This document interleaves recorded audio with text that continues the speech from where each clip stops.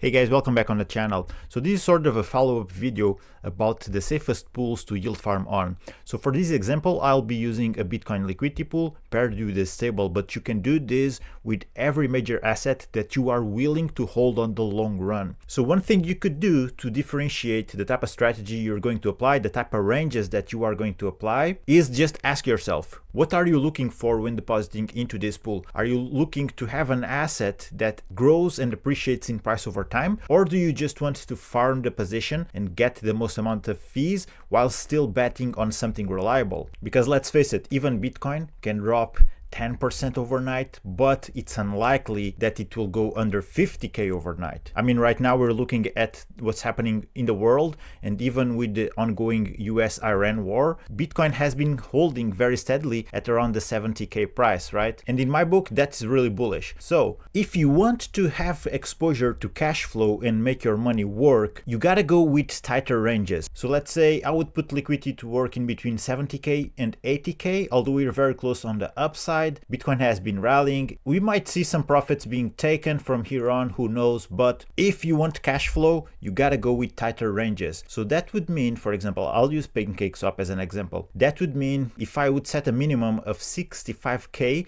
and a maximum of 85k in this pool on PancakeSwap, it would yield 62% APR. Now don't get too caught up in this, I keep telling you this because these will move. Depending on the market's volume, these will move up and down. But you can expect something that yields you at 50% APR on average. And don't forget, in this case, it's farm APR, but you can always harvest your cake and sell it for Bitcoin if you want. So this is one approach. But remember, since we are working with such tight ranges, this works best, in my opinion, if you have some cash on the side ready to go in. Because if the price drops, your liquidity range will not be generating fees, but you still want that cash flow, right? So you have a couple options. You can close the position, lock in some loss, use that money to open the new position, locking in that impermanent loss. You can also deposit that into a lending protocol, borrow against it. You will not have the same amount of capital because we don't want to mess too much with leverage when borrowing against our own capital. We can get wiped out, so extremely risky. If you borrow more than 30%, I would say, then the risk starts to skyrocket, but you can still do that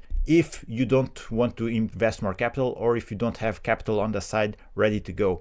But ideally, if you have that capital on the side ready to go, you open a new position. If Bitcoin drops below your range, you open a new position, or you can already have it open. It will just stay idle there. Your position will be worth 100% USDC, but you'll have something like this ready to go if in the case that Bitcoin drops in price. Of course, you can always work with the range. This is just as an example, but you can have a tighter, you can have 5k range of liquidity. It depends on how active you want to go. The tighter it is, the more active you gotta be if you want the position to yield you 24/7 non-stop, right? So that is one strategy, and in my opinion, ideally, if you want these really high APRs, 50% or more, I was a little bit more conservative. You see, I set a minimum of 64, but if I would go for 75k on the downside and just 80k on the upside, this would generate triple digits APR, you see?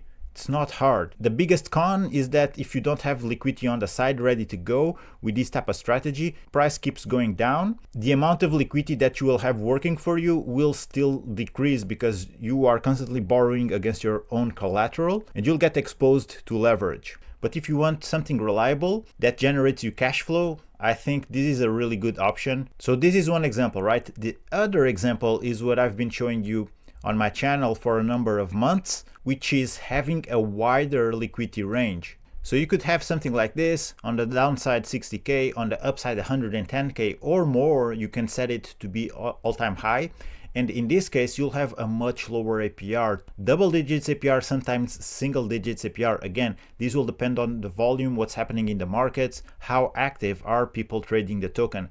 But in this case, you're not looking for cash flow. You're looking for something that you can DCA Bitcoin in the pool and bet purely or mostly on the price appreciation of the asset over time. That is why we have such a high upside range, because this is a medium to long-term play. We deposit into the pool constantly, weekly, monthly, depending on what you can do or what you want to do. The cool thing about it is that you can lower your Bitcoin entry price by doing so, and if the price keeps going down, you just keep buying, compounding into the pool, and that will substantially lower your entry, and that is what will determine how much profit you will make when the price hits your upside range or goes beyond it. The pros of this is that it's much more passive. You don't have to consistently monitor the position because it's unlikely that Bitcoin will drop to or below your downside range overnight, or that will skyrocket to your upside range overnight. All right, so you can still have this automated, don't get me wrong. You can also use DEX screener, for example, to set some alerts on it. This is something for the long run. You DCA into the position, and hopefully most of your exposure will be on the lower price ranges, and then when Bitcoin goes up, you just see your position double or triple depending on the type of upside range that you did. So this is definitely not for people who are not patient, or obviously if you're looking for pure cash flow and you want to withdraw every single day, every week, or every month. I would say instead go with the tighter ranges and work with that strategy. But with this type of strategy, let's say that Bitcoin keeps going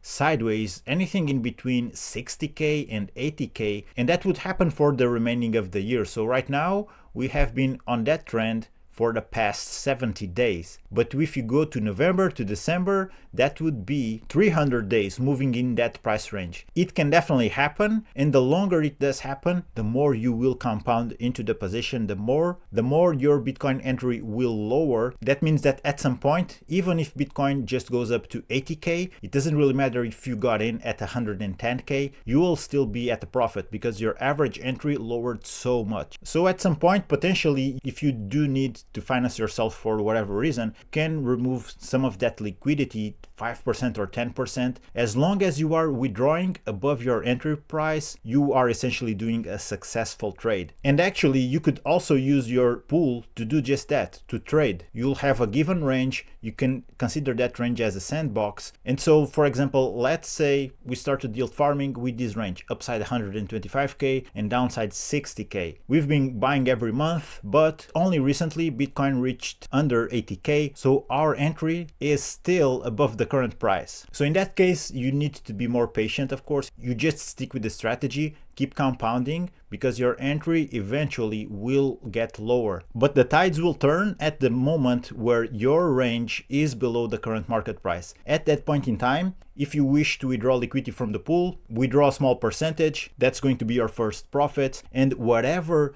yield, whatever fees the pool generates, that is also profit. What matters is that your entry is below the current market price. That's what determines if you're making a profitable trade or not. And another thing about these wide ranges strategies is that if you compound and deposit enough, this can be a snowball type of strategy. And in the medium to long run, especially in the long run, it can be highly profitable, not just in terms of the appreciation of your LP position, but also the fees that you are yielding, because you're just growing your position size. Your yield will be substantial depending on how big you made your position to be. You can yield hundreds of dollars per month or even week. Now, important to say that having exposure to liquidity pools, it's just not the same as holding pure Bitcoin, okay? But what you can always do instead is take the Bitcoin that the pool yields you, send it to your holdings wallet, and the stablecoins yield you can compound back in. So that's another thing you could do. There's so many strategies that you could do, but in my opinion, the basics are this. What do you want to do? You want something with pure cash flow,